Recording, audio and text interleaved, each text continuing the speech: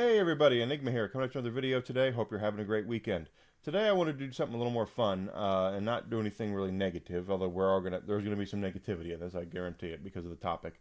A couple years ago they rebooted G4 and it failed so quickly. It's just how you can go belly up in a year is beyond me. But they did. They went belly up in a year, and do I think that there is room on cable television for a gaming network? The answer is yes. I absolutely do believe that.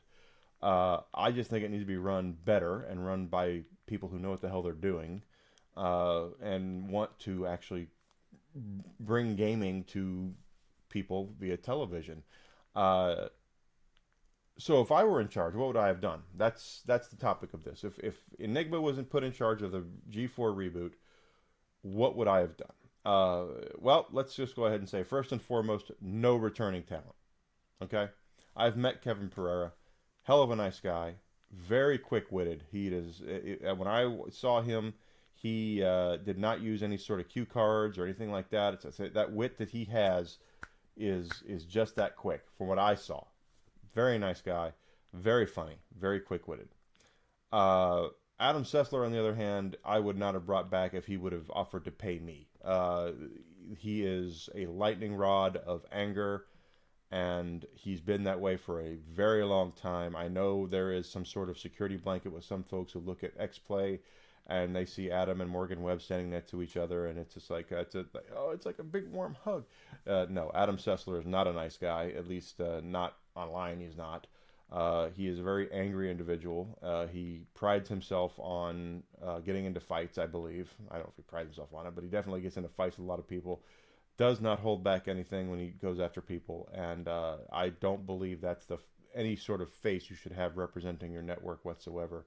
Is to when you're trying to bring people in, to have somebody on your screen that antagonizes people just for the hell of it. I just knew wouldn't have happened. Some of the other people they brought in, I probably would have brought in Xavier Woods from WWE. Yeah, he loves gaming. I do believe that. Completionist, possibly. I know he's gone through some stuff since then. I don't know. But I would not have gate kept the hiring process for activist purposes. This is the way that they did. So I would have brought in people that actually love gaming, who want to convey their love of gaming, and who want to actually do things to help the company and move forward. Quite frankly, that's the number one thing. First of all, if you hire somebody and their number one goal is not to help your company succeed, then you should not hire them. That's just business 101. Here's me, graduate school, MBA, Enigma here, telling you flat out. If you ever hire somebody for any position and their entire reasoning for being there, or they're not there to help you make money, help your company become more profitable, then you don't need them.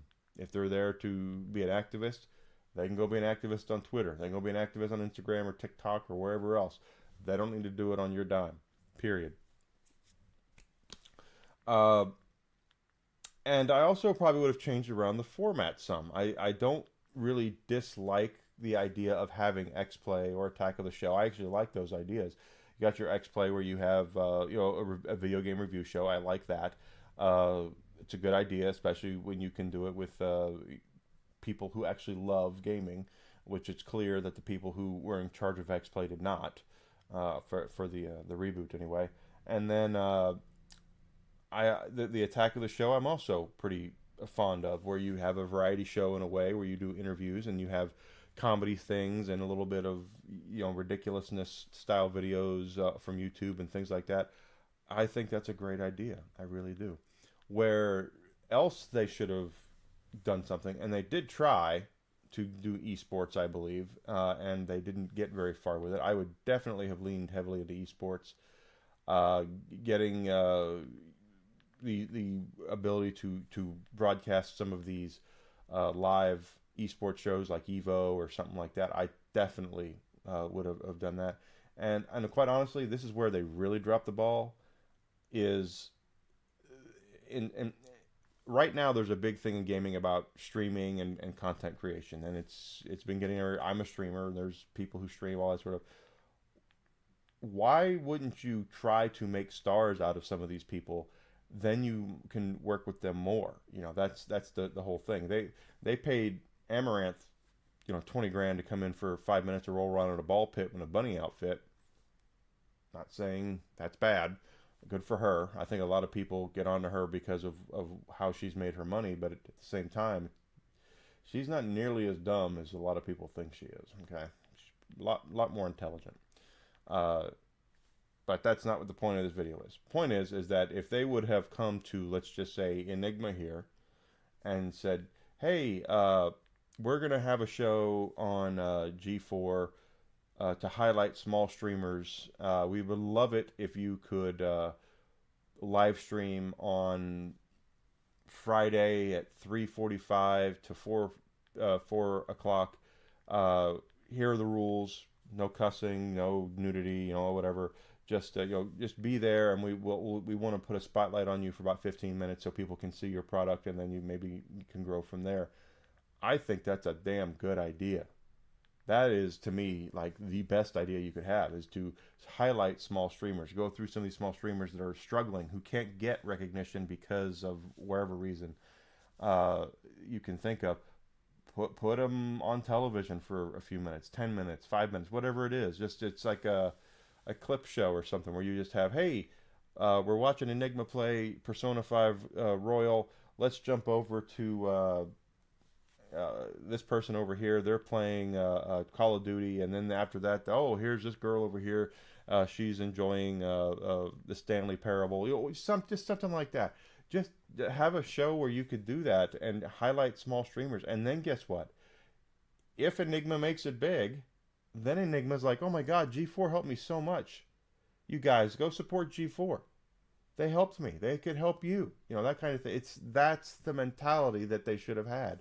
But instead, they went in with this holier than thou kind of attitude, where it was, we're going to get this out, people are going to watch it, we're going to get all these views because we're going to have the very best of this and the very best of that, and comes to find out they didn't have the very best of anything. Nothing. But I definitely would be one who would have leaned in. I mean, they did lean into esports, so I want to make sure we are clear about that. I know that they did try the esports thing, but I definitely would have been more involved with the whole streaming mentality, the whole meet a streamer kind of thing.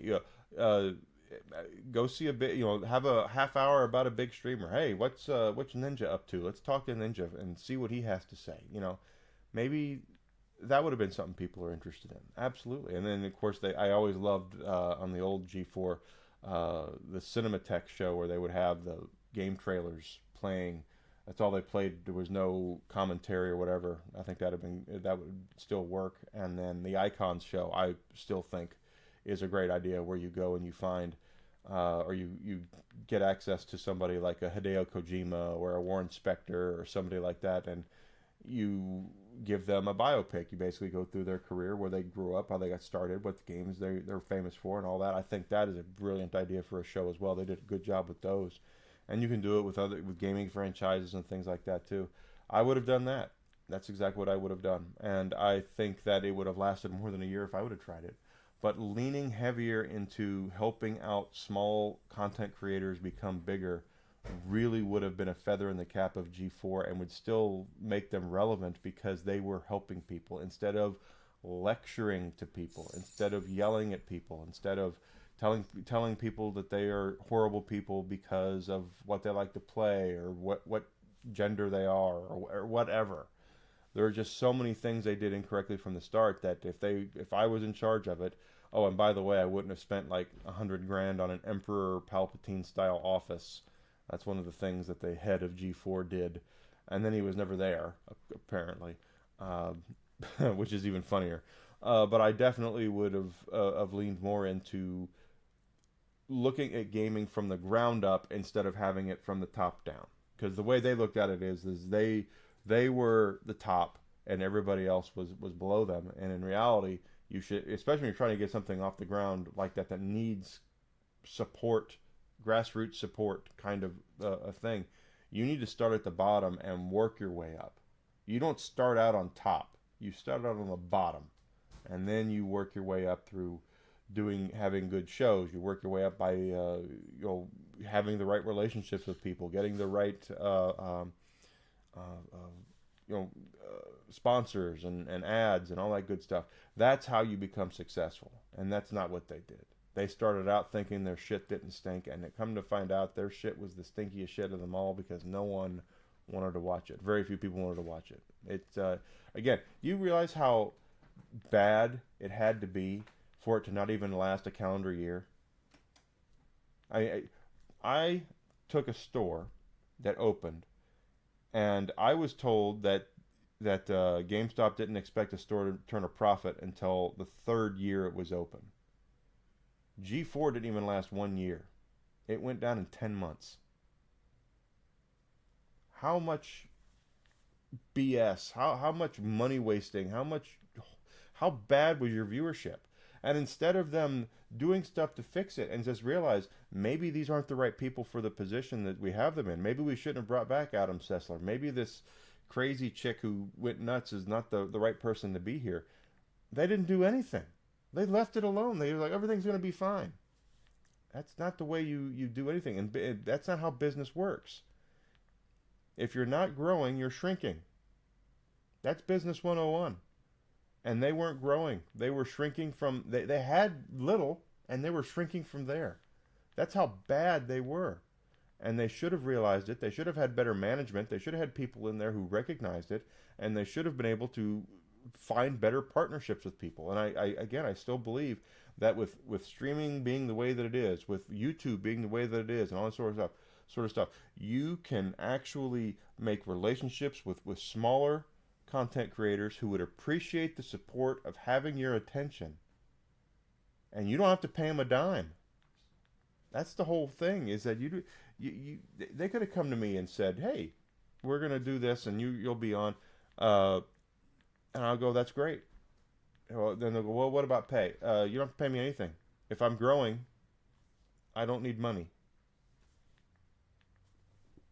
Now, of course, I'd like money, but but the truth is that you don't have to do that. It's a lot of people would just be happy with the exposure because it's very hard right now to get exposure on these sites. But so getting exposed is like that is very important, and I don't think they saw any of that at all. They didn't look at gaming as being something that was that they needed to work their way up through. I think they looked at it from the sense of that they would be the ones at the top of the food chain from the very start, and they found out real quick they weren't. So that's what I want to talk about today. Would G4 still be around if I was in charge? Maybe. I don't know. I do think that there's room on cable for something like that, and people would watch it if it was done properly, but it obviously was not done properly. So this week is going to be a streaming week for me. Back to normal. I know last week I had a dentist appointment on Wednesday. This week will be completely normal. Monday through Friday, 9 a.m. to noon, and then 1 p.m. to 5 p.m. I've been known to skip my lunch every once in a while if I have a lot of viewers, so that could happen too. If you've not done so yet, guys, please follow me on Twitch, Twitter, and Rumble. Subscribe on YouTube. All of it is absolutely free to you guys. It really is. It really helps me out, helps me grow. Would love to be monetized on YouTube by the end of the year, but I need your help with that. I have plenty of watch hours thanks to some wonderful people, but I need subs like a fat kid needs donuts. So whatever you guys can do to help me with that, I'd appreciate it. Okay, so have a great rest of your weekend. I'll see you guys this week streaming. Thank you so much for being here. Take care.